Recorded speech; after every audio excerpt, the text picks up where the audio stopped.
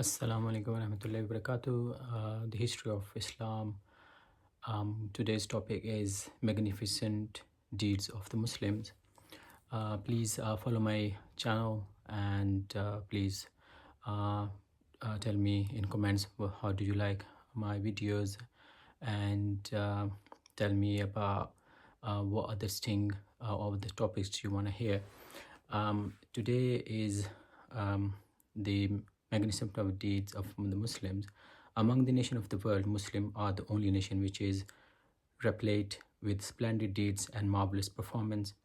And above all, it has such tested and trusted knowledge and information about the deeds of its elders and heroes which are irrefutable and beyond all doubt. The Muslims need to be introduced to the light and the audacity of humor, nor they are in need of Mahabharat and Ramayana, for they, in their real history, have all kinds of more splendid and amazing models than those of Lilid and the Odyssey and Mahabharat and Ramayana contain. The Muslims have also nothing to do with the Shahnama of Firdausi and tales of the Spartans. For every page of the history can present many Rustams and Spartans. The Muslim need not hear the stories of Nushirwan the Just and Hatim Tahi, for in their true and authentic history, countless Hatim and Nushirwan appear radiating light and luster. The Muslims also require no Aristotle or Bacon, Ptolemy or Newton, for in the assembly of their ancestors such philosophers and astronomers are present, which is a matter of pride for them. How pitiable and amazing it is that at a time when there is tough competition among the nation of the world to excel one another, the Muslims, despite having the most glorious history, appear to be detached and careless as regards their history. The class which may be said to be more wakeful and vigilant among the Muslims also quotes in its lectures, speeches, writings, articles, magazines, newspapers, and books any eminent person from Europe or Christians world wherever it needs to cite example of high morals or amazing performance, since it is unaware of such personalities among the Muslims.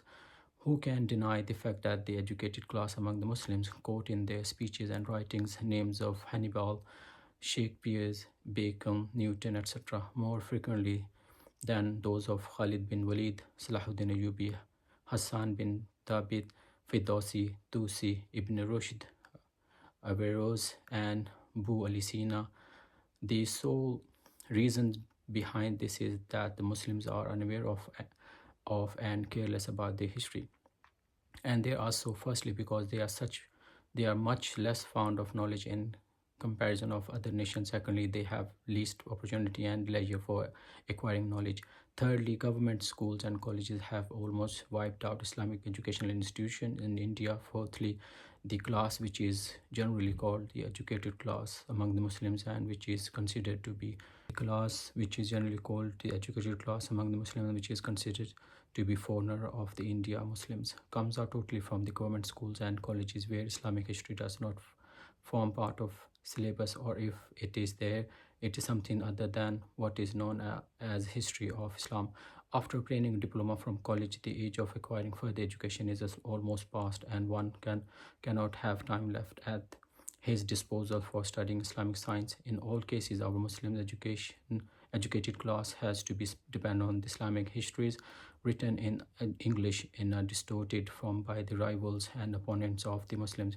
Before Islam, no nations of any country would turn towards the art of writing history or compile any authentic history of its elders and ancestors. In order to know how much progress in the art of history writing could have been made before Islam, the scriptures of the Bible and Mahabharata and Ramayana are enough to establish and believe it. The caution, determination, and courage the Muslims showed in the preservation and narration of Hadith has no parallel in the inhabited quarter of the earth. The principle of Hadith and Asma Raf Rijal, branch of knowledge, judging merits or otherwise of the narrators of Hadith, etc., came to came to be invented as science by the Muslims for the sake of service and safeguards of the hadith of the Prophet ﷺ against all odds. The strong, firm, and unshakable principles invented by the Muslims for research and minute study are so matchless that the like of which the world never witnessed in its long year. The first memorable work of the Muslims in connection with the art of writing history in the arrangement and compilation of the science of hadith, and in this connection and in the same manner they penned the accounts of the caliphs, nobles, kings, scholars, philosophers, etc. This whole treasure should be taken as Islamic history. The art of writing history by the Muslims was a new and novel thing, and an unexpected blessing and essential asset for the world. When other nations consider their books like Bible and Mahabharata as an asset and a matter of pride, a man is left wonderstruck by the Muslims take out and keep aside even Khatib's history from the shelves of authentic books of history. European historians these days appears to be engaged in hair splitting, and the Muslims seem to be awe-stricken with all praise for their perfection in this art, and they do it with all the sincerity at their command. But they are ignorant even if the fact that the introduction to history written by Muslim historian Ibn Khaldun belonged to an Arab family of Spain living in North Africa, made the entire Europe and the whole world to understand such unique points about the art of writing history that all the efforts of a European historian can be safely sacrificed on the historical sense and acumen of Ibn Khaldun. But the high ambition and highest of fondness of the Muslims can be gauged from the fact that even in the assembly of scholars of Islam, the original history written by the Ibn Khaldun fails to attract the sense of importance and glory except the introduction to history.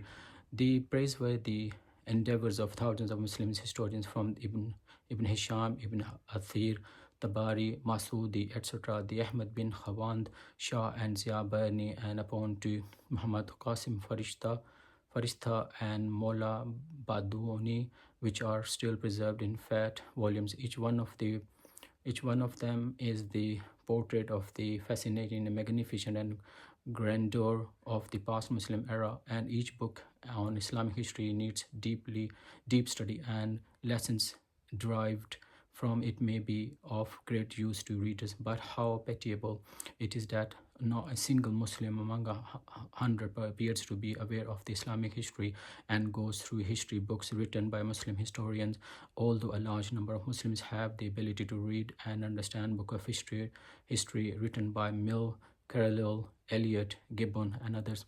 Since all the books of Islamic history have been written in the Arabic and Persian languages, and even one among 100 Muslims in India does not know Arabic or Persian to go through these books, it becomes a bounden duty to rewrite Islamic history in the Urdu language. As now I am presenting this book, other foresighted persons have an opportunity to write Islamic histories in Urdu in the form better than the humble effort.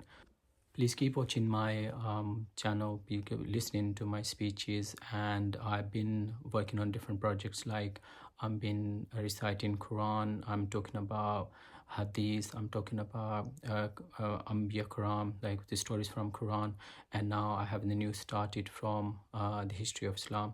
And please remember me and my parents in dua. Assalamu alaikum warahmatullahi wabarakatuh.